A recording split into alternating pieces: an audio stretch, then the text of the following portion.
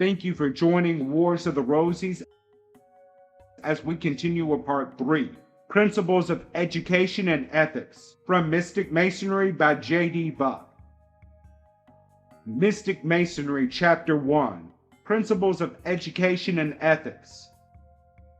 And this is to fill us with regard for man, with apprehension of his passing worth, desire to work his proper nature out, and ascertain his rank and final place. From these things tend still upward. Progress is the law of life. Man is not man yet, nor shall I deem his object served, his end attained, his genuine strength put fairly forth, while only here and there a star dispels the darkness. Here and there a towering mind overlooks its prostrate fellows, when the host is out at once to the despair of night, when all mankind alike is perfected, equal in full-blown powers. Then, not till then, I say, begins men's general infancy. Browning's Paracelsus. So long as the struggle for bare existence involves, as it does today, the greater part of the energy, time, and opportunities of man, he will never discover the real meaning of manhood, or the purpose of human existence. Even this much may be discerned from physical evolution alone, from the study of the human brain, in which there is continually increasing proportion of gray substance set free from the functions incident to the preserving of the physical structure, and evidently designed to be appropriated to separate and higher uses. Mere intellectual activities alone, connected with the physical plane, with the maintenance and enjoyment of life, will not explain the philosophy of cerebral development. It is largely for this reason that the officers of the encephalon are so little known today. There are latent powers and almost infinite capabilities in man, the meaning of which he has hardly yet dreamed of possessing. Nor will leisure and intellectual cultivation alone reveal these powers. It is only through a complete philosophy of the entire nature of man and the capacities and destiny of the human soul, supplemented by the use of such knowledge, that man will eventually come into the possession of his birthright, and from this general infancy, as Browning puts it, begin his journey from real manhood to perfection. Two conditions at the present time stand squarely in the way of such achievements. First, anarchy and confusion, the result of selfishness in all social relations. This condition can be overcome in but one way, viz., by the recognition of the unqualified brotherhood of man, not as a theory, a religious duty, or a mere matter of sentiment, but as a fact in nature, a universal and divine law, the penalty for the violation of which is precisely the conditions under which humanity now suffers. The second condition, which has given rise to confusion among the workmen in building the social temple and the individual habitation of man, is false ideals, inefficient methods of education, and almost total ignorance of the existence and the nature of the soul. The result of this ignorance may be seen in the fact that not one individual in a million who has both leisure and opportunity makes any real advancement in the evolution of the higher powers, or is even cognizant of the fact that he is a living soul. Old age is filled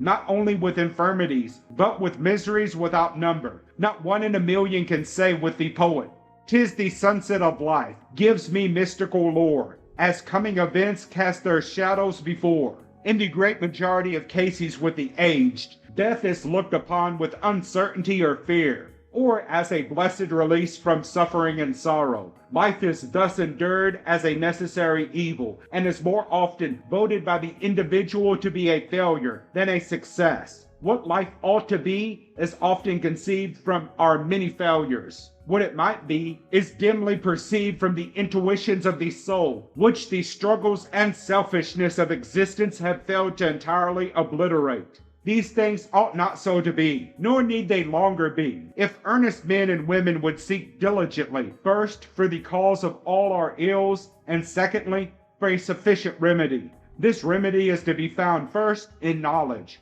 second in service of truth.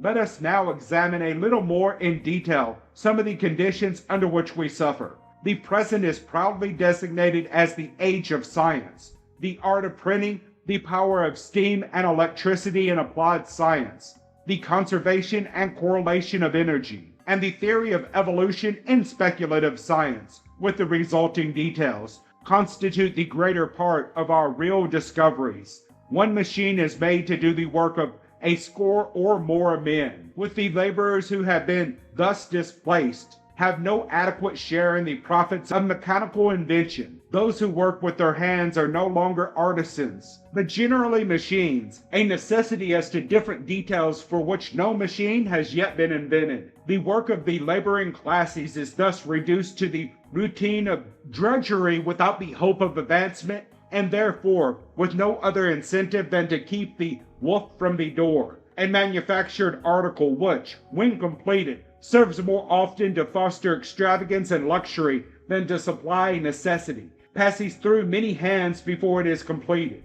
The laborer is glad even thus to serve, because idleness means starvation, and still the army of the unemployed is an ever-increasing host. The occupation of the common laborer is even more precocious than that of the mechanic or the artisan. It is any wonder, then, that in times of financial uncertainty, when thousands of laborers are out of employment and threatened with starvation, unable to apprehend the real causes of their suffering, naturally envious of those who are supplied with all the luxuries of life, and knowing that something is radically wrong somewhere to produce all of this inequality and injustice, band together to secure what they conceive to be their rights by force. But all this concerns mere physical existence, though the effects are seen on every plane of life.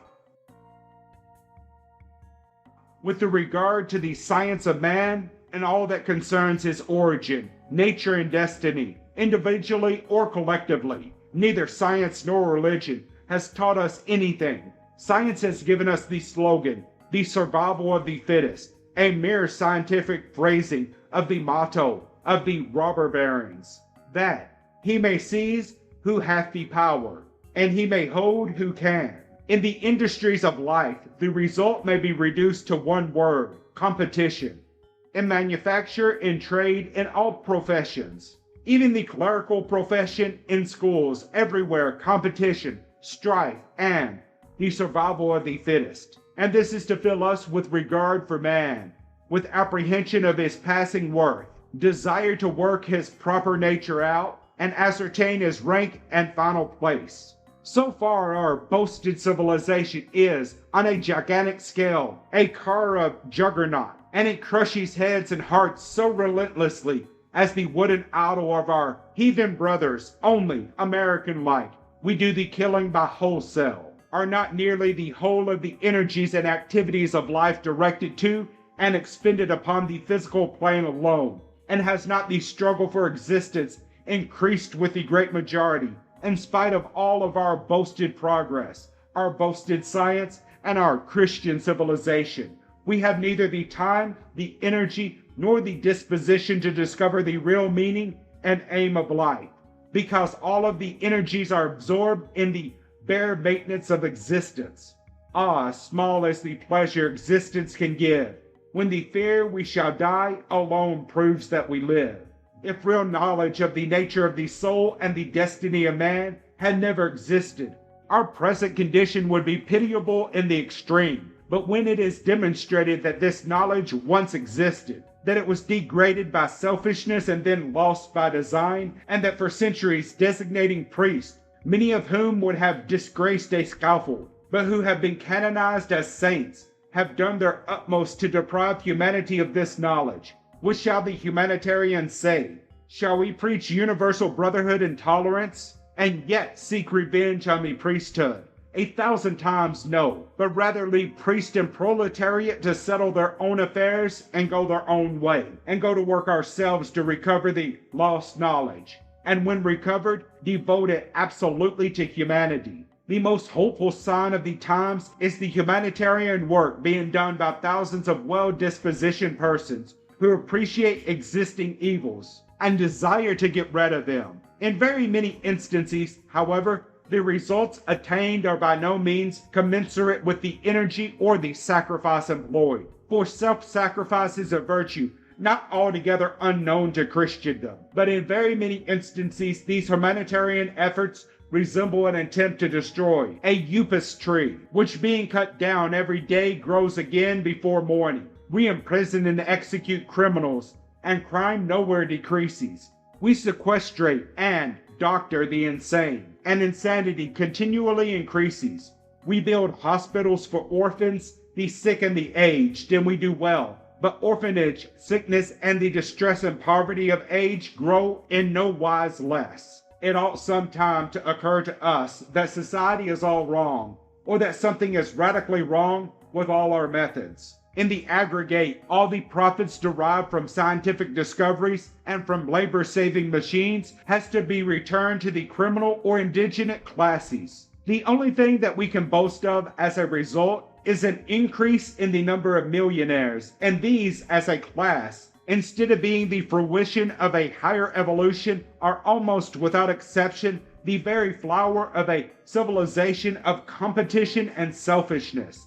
They have created an aristocracy of wealth, very often by gambling or stealing, and determined the criterion of what is called good society. This extravagant display and vulgar pretentiousness. What then is really the matter with our boasted civilization? The answer is ignorance and selfishness. It is the result of the sin of separateness. If in our social and political affairs the foregoing are the results in spite of all scientific progress, and in the face of our boasted Christian civilization, in the intellectual realm or in the educational matters, are we any better off? Let us see. One of the first lessons the child is taught in school is competition. It is instilled into every child at an early age that he should aim to be at the head of his class, and his exertions are continually incited to get ahead of his fellows. Many a young man or young woman graduating from literary institutions and carrying off the prizes for proficiency or scholarship are mental wrecks all the rest of their lives, nor are the subjects taught or the branches of learning mastered, such, in a great majority of instances, as are of any great practical value to the student in afterlife. The amount of technical information acquired is often useful in the so-called learned professions, but in the ordinary walks of life more often fall into disuse, and seldom serve the purpose of opening the higher avenues of knowledge, or putting the individual in possession of a real knowledge of himself. Herbert Spencer mentions 5 objects to be attained in the education of children. That education which prepares for direct self-preservation, that which prepares for indirect self-preservation, that which prepares for parenthood, that which prepares for citizenship, and that which prepares for the miscellaneous refinements of life. These objects set forth by one of the most profound writers of the present time may be seen to pertain to self-preservation and getting on in life. The last object may, by implication, have a social bearing, but any higher knowledge designed to put man in possession of his real powers and to promote the evolution of the soul are not even mentioned. In all our religious instruction from childhood and through all the ministrations of religion in the afterlife, we are taught to look very sharp after the salvation of our own souls, and this is in the face of the statement that a very large portion of the human race will eventually be utterly lost or damned for all eternity. Science completes the picture by trying to demonstrate that the struggle for existence is a necessary condition of all improvement, and that only the sharpest tooth and the longest claw can survive. The ideal thus held aloft by both religion and science is selfishness. Self-preservation is regarded as the first law of life. The result is materialism, in the strictest and broadest sense, and this has paralyzed, where it has not utterly destroyed, all higher ideals. It is not reasonable to suppose that if we were possessed of real knowledge, we might so govern our actions and so shape our lives as to avoid the pitfalls of ignorance and set our feet on the line of the higher evolution. Religion offers faith with a system of rewards and punishments, and inculcates charity, which is more often interpreted as the giving of alms, but religion does not give us knowledge. Science offers a theory or a working hypothesis, but still does not give us knowledge. so long as it requires all of our energies to barely maintain existence on the physical plane and to help those who cannot do even that, unaided. We have little opportunity to seek for higher things. The complicated system under which we are working is the result of many centuries of ignorance and superstition, and of many generations of evil doing. And these results cannot be changed in a day. Many of our modern institutions, covered over as they are with abuses and injustice, are nevertheless so deep-rooted that they will have to work themselves out to the bitter end of pain, sorrow, and probably through lawlessness and bloodshed. This need not be, yet it would be impossible to conceive all at once a sufficient number of individuals who are involved in these institutions of the real cause of all of our misery, and at one time to induce them to cooperate at once to remove the cause. Such a thing is not to be expected because of a universal unbelief as to the existence of the remedy proposed. Hence, retributive justice will have to work out its own results. Is it really necessary that mankind should forever remain in ignorance and forever repeat these same follies, and invite the retribution that we have invoked? In the following pages, two sources of knowledge have been pointed out, viz., Masonry and philosophy, and these have been shown to take their rise either directly or indirectly from the mysteries of antiquity. The unqualified brotherhood of man is the basis of all ethics, and the Great Republic is the ideal state. If these concepts were accepted and acted upon, there would result in time, opportunity, and the power to apprehend the deeper problems of the origin, nature, and destiny of man. Man is not man as yet. What he may be and what he might do under favorable conditions is very seldom even dreamed of. We never build beyond our ideals. We habitually fall behind them. There are a few persons in nearly every community with whom the struggle for existence is reduced to the minimum, and undoubtedly, the majority of those are women, having a competency against want, or being amply provided for. They really have leisure for study and self-improvement, and many of these engage more or less in charitable work, but possessing no high ideal beyond the meritorious of charity and the self-approbation which it brings, and having no real knowledge as to the nature of the soul and the laws of its higher evolution. They fritter away their opportunity in luxury and self-indulgence, which they feel is justified by the tribute they have already paid to charity. The result is that they are habitually consumed with ennui, and they are as unstable as water in the search for a new sensation or a new excitement. If the majority of these are women who determine the standards and usages in what is called society, the ideals of their male associates are far lower than theirs, and the men are saved from ennui by the diversity of club life or the necessities of business. The common laborer who finds continued employment is really less miserable oftentimes than these sons and daughters of fortune, who generally lose all zest in life, whose old age is filled with misery over their vanished youth, and whose lives are frequently cut short by paresis, where they do not degenerate into imbecility. It is one of the most hopeful signs of the time that among this favored class, an increasing number are found devoting themselves, their time, energy, and money to the betterment of the condition of the masses.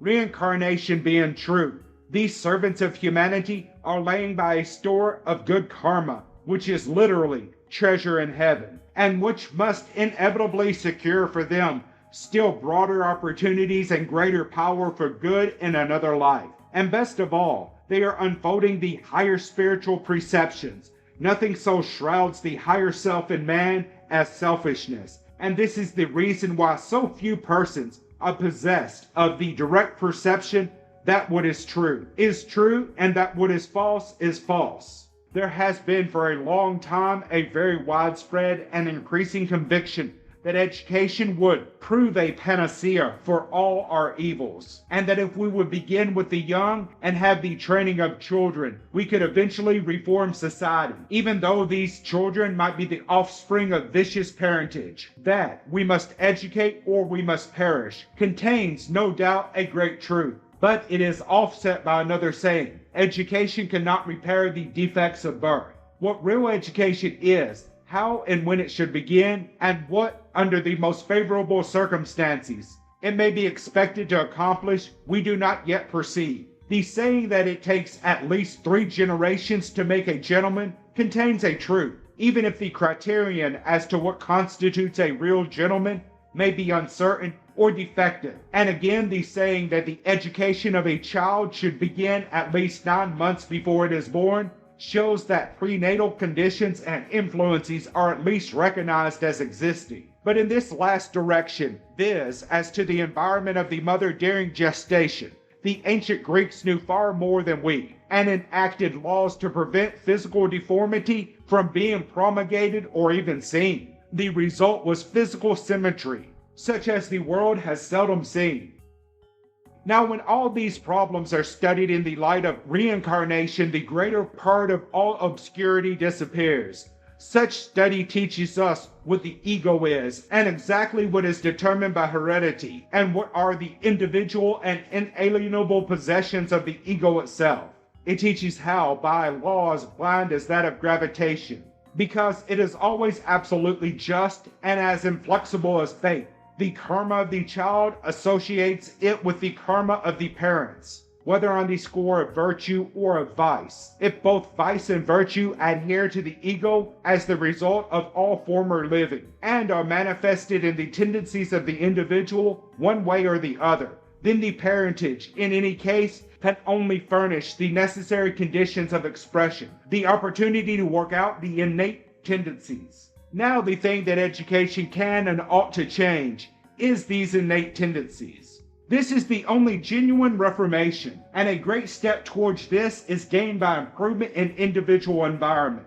If, however, it can be considered that all environment is the result of karma under natural law, it will be seen that the most unfortunate and hopeless environment might sometimes afford the very conditions of reformation. It can be imagined that a really intelligent and inspiring ego, brought by karma into these unfavorable conditions as the result of its own acts in a former life, would not only put forth all of its energies to rise, but would be forevermore repelled by such degrading influences as now surrounding him, and flee from them as from a pestilence. Here we come face to face with the real problem of education. How shall we educate? With the children of the poor, and even with many of those of the middle classes.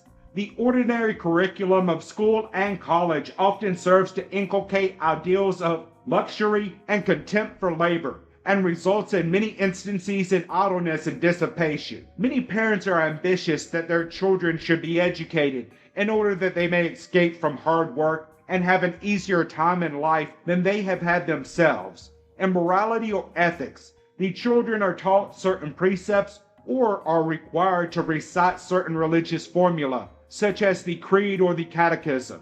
They are very seldom, however, taught unselfishness or self-conquest. The result is that the innate precepts of the child, which are naturally far keener than most people are aware of, and which invariably, unless cultivated, become blunted with age and worldly experience, are utterly discarded, or they are blunted by the very system of competition in education to which reference has already been made. It may thus be seen that it makes all the difference in the world how we educate, and that ideals here are of more importance than almost anywhere else. It is true that in some of the newer colleges, methods are being introduced which foster individuality and which cultivate the natural perceptions to an extent hitherto almost unknown. This method must necessarily result in putting those students who are so fortunate as to come under its influence in possession of their own faculties, and in making them aware of their own capabilities. This method must necessarily favor a strong individuality in the student. Now, if this can be supplemented by a further knowledge of the latent powers of the soul, and with the true ideals of the higher evolution, the result will be something not yet apprehended by the majority of educators. In discussing the question as to what kind of knowledge is of the most use, Herbert Spencer places scientific knowledge in the first category, not alone for its practical results, but on account of the ideals to which it may give rise, and the broader apprehension to which it may lead. Only the sincere man of science, he says, not the mere calculator of distances or analyzer of compounds or labeler of species, but him who through lower truth seeks higher, and eventually the highest, can truly know how utterly beyond not only human knowledge, but human conception is the universal power of which nature and life and thought are manifestations. In like manner, Professor Huxley makes the consummation of science to be the discernment of the rational order pervading in the universe. It is, then, our methods that are most at fault and our ignorance that holds us down. It is this higher knowledge towards which all useful and rational requirement tends. And why should our efforts cease short of the very highest? All education that does not tend in this direction, with the final goal consistently and continually in view, is false, and is necessarily a failure. Now, this higher knowledge is a knowledge of the soul, of its origin, nature, powers, and the laws that govern its evolution. And this is precisely the knowledge which modern science fails to afford, but which ancient science taught in the mysteries of antiquity. All preliminary study and training lead up to this, the real measure of man. Just as all life is an evolution, so is all real knowledge an initiation, and it proceeds in a natural order and advances by specific degrees. The candidate must always be worthy and well qualified, duly and truly prepared. That is, he must perceive that such knowledge exists, must desire to possess it, and must be willing to make whatever personal sacrifice is necessary for its acquirement. He must have passed beyond the stage of blind belief or superstition, the bondage of fear, the age of fable, and the domination of appetite and sense. This is the meaning of being duly and truly prepared. He must have proved his fitness in these directions, no less than the absence in him of the subtler form of intellectual selfishness which comes from the possession of knowledge, and the desire for domination through it over others less highly endowed, for selfish purposes of his own. His motive, therefore, alone can determine that he is worthy and well qualified.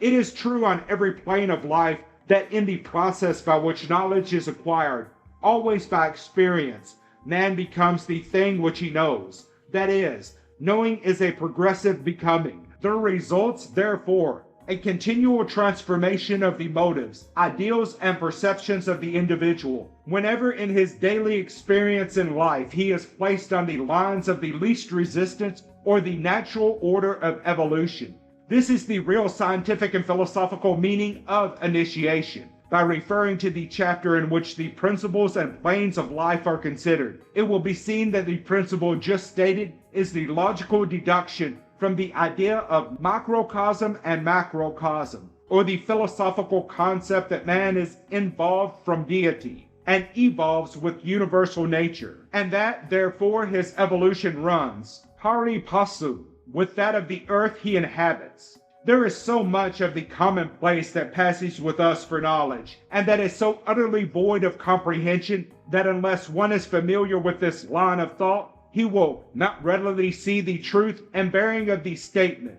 that man always becomes that which he really knows. Here lies the reason why the mere inculcation of moral precepts so often fails entirely in transforming character, and why there is so much lip service. In his travels through China and Tibet, Abby Huck gives a graphic account of the traveling traders whom he encountered. He depicts their shrewdness in trade and their general air of friendliness, and declares that the slogan forever on their lips was that all men are brothers. But this did not prevent them from taking every possible advantage of their customers.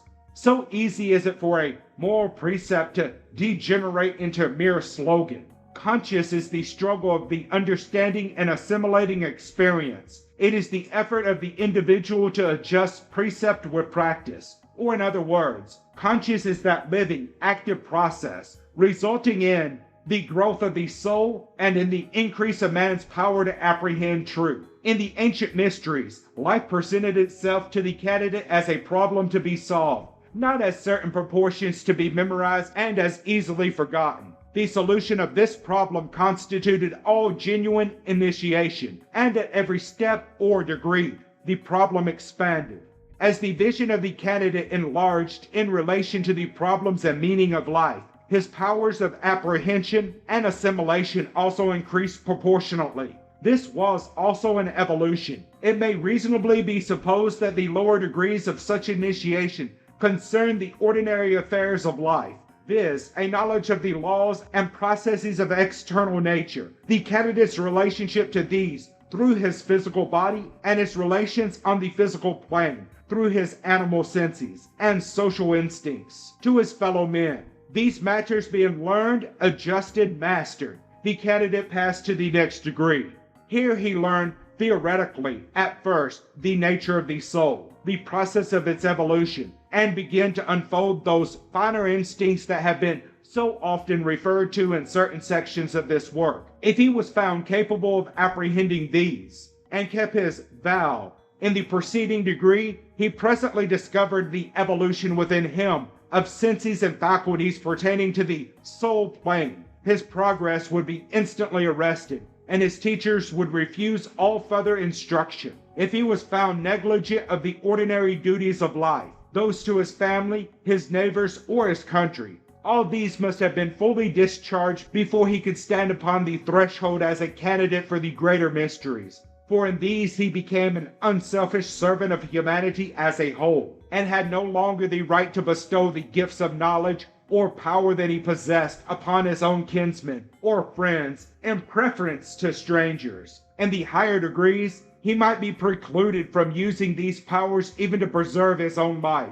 but the master and his powers belong to humanity. If the reader will but reflect a moment, how the tantalizing Jews called upon Jesus to save himself and come down from the cross. If he were the Christ, it might be seen that the doctrine of supreme selfishness ought, long ago, to have been better apprehended by the Christian world. For while it is a divine attribute, the synonym of the Christ, it is latent in all humanity, and must be evolved as herein described. That which makes such an evolution seem to modern readers impossible is that it cannot be conceived as being accomplished in a single life, nor can it be. It is the result of persistent effort guided by higher ideals through many lives. Those who deny pre-existence may logically deny all such evolution. There must, however, come a time when the consummation is reached in one life, and this is the logical meaning of the saying of Jesus, "It is finished."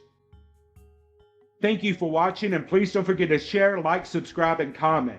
And if you can, please consider donating to Wars of the Rosies. Links to PayPal and Patreon are in the description. Thank you so very much.